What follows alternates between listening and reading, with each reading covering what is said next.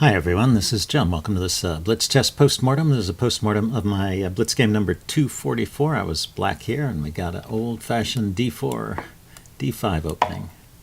And my opponent played knight f3 here, which I maybe complained a little bit about in the live video. This is kind of a fun killing move for the black player who wants to play some of the sharper lines, because it immediately clamps down on this move e5, so I can't bust open the center that way. And you can see it's the, if we back up, it's the second choice here, so quite a playable move. And it also often introduces the London system with bishop to f4.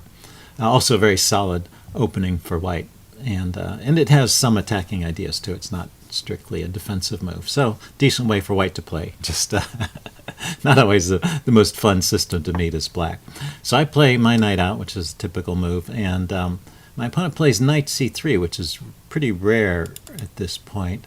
Let's see, e3. What's the most common move? Yeah, most common move is c4, counterattacking the center, or e3, continuing with this. I'm surprised bishop c4 is not on the list. Is that down here somewhere? Immediate bishop c4. Because e3 blocks in the bishop, so that's a bit suspicious. You could be going for a call system, I guess. Oh, there it is. I'm sorry, it was bishop f4. Yeah, so bishop f4 would be the London system. E3 might be the call system, and then c4 sort of transposes into a typical Queen's Gambit decline type of setup. But my opponent played the very rare move, knight to c3. Now I follow up with g6. These pretty typical responses, bishop f4. Bishop g7. So this could still be a London system if my opponent were to play the move e3 now, blocking the bishop outside the pawn chain and setting up this strong wall of pawns here. But instead he played queen d2, so we have quite a different setup. And so this is just a queen's pawn opening. We're pretty much out of the opening book here. I go ahead and castle,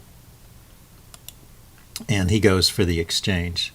And now bishop takes h6 seems to be the one way to go. Okay, the engine, after evaluating it for a while, changed its mind. I play the controversial move c5 here, and we're out of the opening book, so let's just go to the notation tab. What I was thinking is, I want to enhance the power of this bishop. Of course, the problem with that line of thinking is that my opponent is just going to trade off my bishop, so I'm going to have this diagonal that I can't really get so much use of. So I don't know if c5 was such a great idea at this point. So the engine, after thinking about it for a while, likes knight e4. Yeah, that's kind of a forcing move. It attacks the queen and the knight, forces some exchanges. No, not there.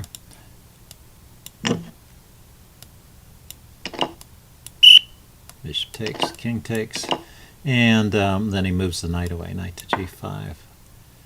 Attacking here, and then e5. Okay, well that's kind of an interesting way to play. This looks like a pawn sack as well. e5, d takes e5, queen takes d2 check. And it gets the queens off. Yeah, I wouldn't like to get the queens off that early in this game. I'm not sure it's really justified. Okay, just a computer line. So I played the move c5, which is, you can think of it as kind of an interesting gambit. He can take the pawn. He grabs on g7 first. And you see the evaluation is about equal, so I guess this is a decent pawn sack.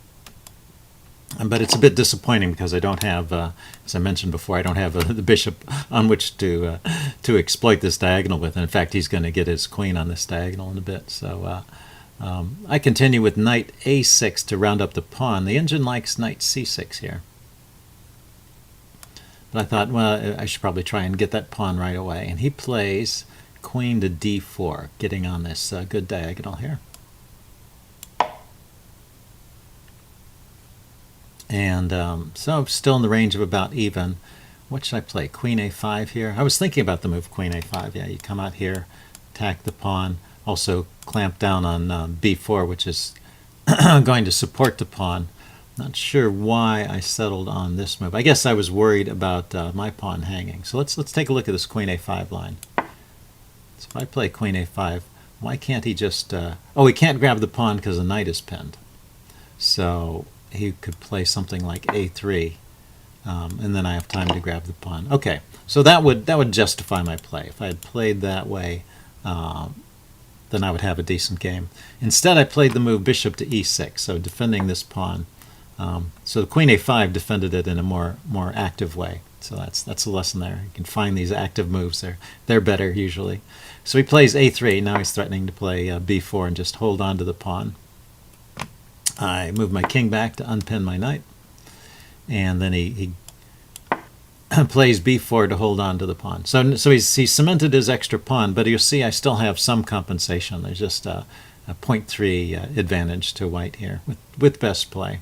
So not a bad pawn sack. And this resembles, as I think I mentioned in one of the comments, this resembles a structure you get in the Queen's Gambit Accepted sometimes when black, if you imagine the colors reversed, black would have these pawns, and when black is trying to hold on to the pawn, and white has set up a fianchetto to undermine it.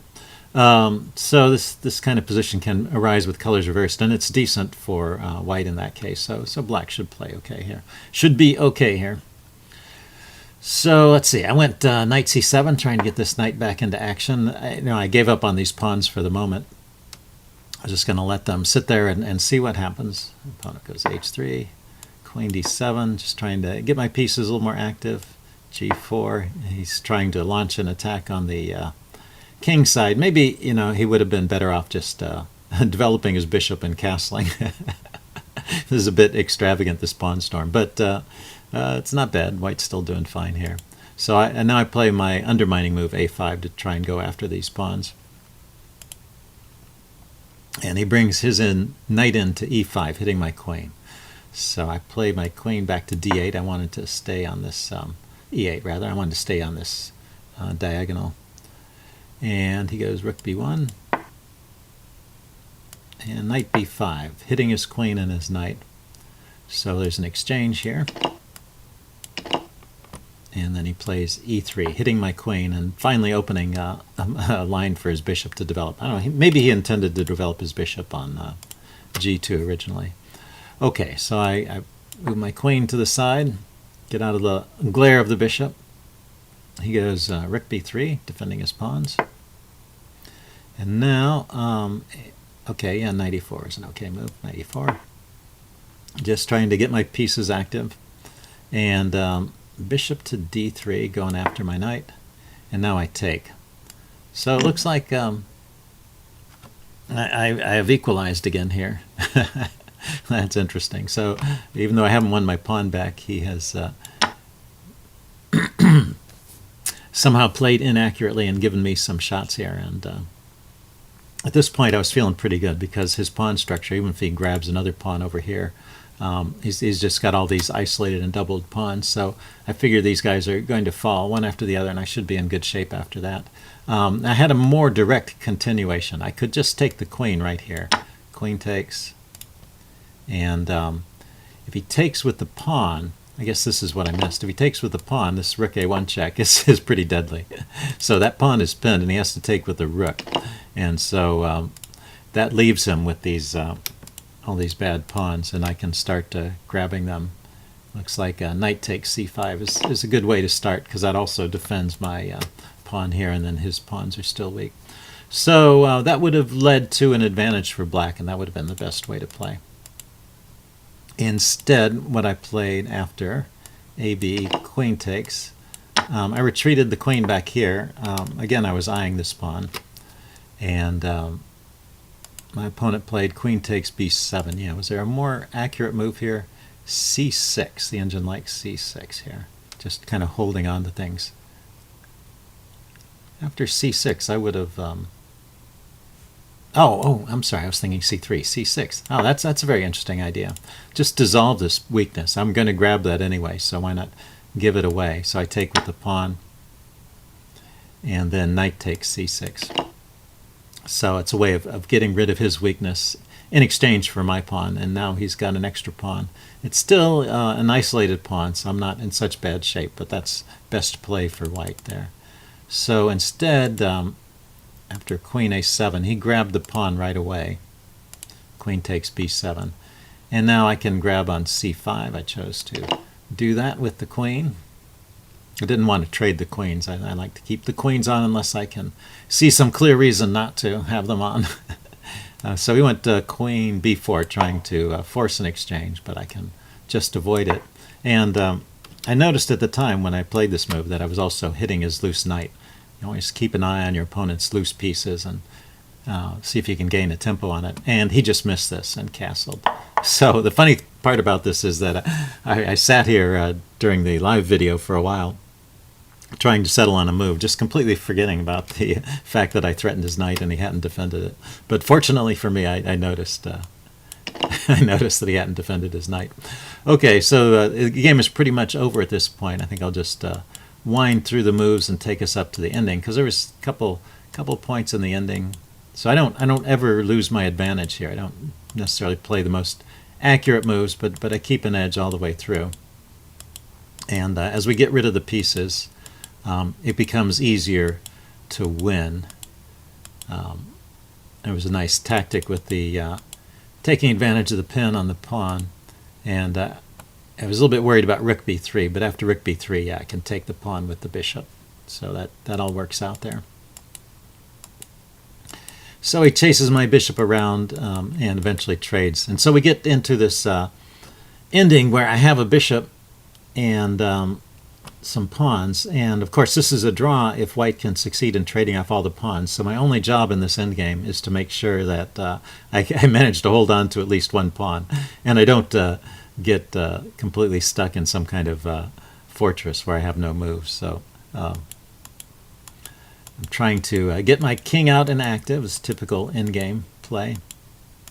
And then I just blockade his pawns. Eventually he runs out of moves. He has no pawn move at this point, so he has to move the king. Now, did he have something better to try than pushing the pawn? Well, he can try pushing f5. Can try a king move. If he just waits with the king, this is the question. Can he just try and hold on to things by playing a sideways move with the king? I would go after the pawn, probably. He comes back to defend. And I can go here, check. Yeah, I guess between the king and the bishop, he's always eventually going to run out of moves. Right here. He has no way to hold on to the pawn anymore, because I can go I can go here and grab the pawn forcibly. So yeah, there's just no way. Sitting still is not helping. So in this position, king d5, he pushed on with the pawn. I get in front of it, and once again there's no way for him to hold on to the pawn, so he comes forward. I grab his one outside pawn, and now these are all blockaded, so they're not going anywhere. And it doesn't matter if he wins one of my pawns. I just have to still end up with one pawn at the end. And also it's important to notice that the bishop is controlling the queening square, so even if I end up with a rook pawn, I can still win the game. So I just have to kind of hold my position and not let him trade off that last pawn. So if he ever pushes here, I have to be able to recapture and not let him take my pawn. So that's the key here. And then there's a little bit of maneuvering to get my bishop into position and my king out of the way. So once the bishop is here blockading his pawn, now I have all the time in the world to move my king around and attack his pawn. And of course he runs out of squares from which he can defend the pawn. So I grab the last pawn, and he resigns here, but it's an easy win from this point, of course. So that's how it ended. Hope you guys enjoyed that. Leave any comments you have in the section below, and I will see you again soon. Bye.